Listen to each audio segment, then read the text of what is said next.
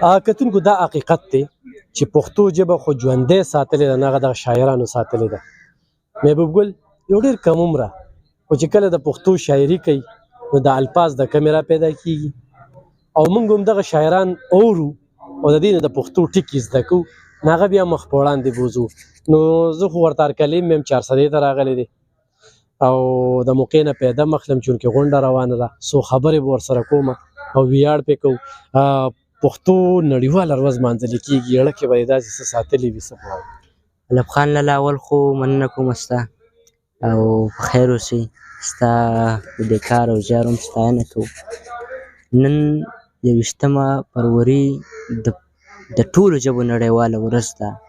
زموږ خپله ژبه پښتو ده، نو موږ به خپله ژبه ستایو، موږ به د خپلې ژبې ورځ لمانځو، موږ به خوشحالېږو، موږ ورته ګډېږو، ځکه دا زموږ ژبه ده، دا موږ ته مور راښودلې ده، دا هغه ژبه ده موږ ته پلار راښودلې ده. دې ژبه کې موږ د مور سره خبرې کوو، دا ژبه موږ ته هغه عمر اهمیت لري څومره چې راته خپله مور لري. پښتو ژبه دې څه لیکلي دي؟ پښتو ژبه باندې خو ما ټول کتاب مې په پښتو ژبه کې دی. نه هغه خو دی خو لکه پښتو اهمیت موږ په شاعرۍ ژبه کې موږ څنګه پوهېږو؟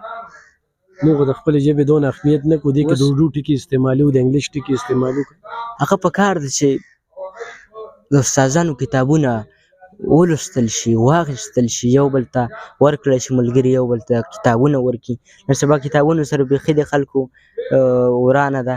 زه به یو نظم ووایم اصل کې د پښتنو سره تعلق ساتي، ژبې په اړه به بیا څو خبرې وکړم چې د سرو وینو انقلابه، د سلګو مازدیګریه، تا کې لار پیدا کومه د پښتون ته یو جنت را جوړومه، یو جهان را جوړومه. پښتنو که زما مل شوې، دا جنت په ستاسو هم وي، دا جنت په زما هم وي، دا جنت په دا ټک نه تر کابل پورې جنت وي، دا جنت په محبت وي، دې جنت کې به الفت وي، دا جنت په عجیبه شانتې جنت وي، دا جنت په د بولان نه تر چتراله، د امو تر اباسینه، د پښتو نه تر افغانه، د افغان نه تر افغانه. دا چې اوس څنګه گلشن دی، نه به دا گلشن تالا وي، نه پردي به خدایان وي، نه پردي به واکداران وي. د بېلتون چپو وهل به د وفا سندرې وایي، د سبا سندرې وایي. بلبلان به مو شریک وي چې د ستا سندرې وایي. جنت لار کې ولاړې خو افسوس نه به میندې کونډې کېږي، او نه به میندې کونډې کېږي، پېغلې چېرته به جړېږي. خو افسوس یې باچا خانه، ژاړم ځکه خوشحال خانه، ابدالي ستا په مزار کې د غیرت ډېوې مړې شوې. عجب خانه ستا دره کې د خاطر شعرونه نشته، دا جمل د غیرت چغه د غفلت په خوب وده ده. پاسوبه دا جمل د غیرت چغه د غفلت په خوب وده ده. محبوبه را پاسم به جهان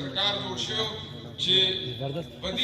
کله کله خو داسې پښتو کې شعري کې نو پې نه شي وایي د افغانانو تاسو بدل شي هغه ته کسب په وجه باندې څوک نشي کتلی. سیونیزم یې لیکلی دی.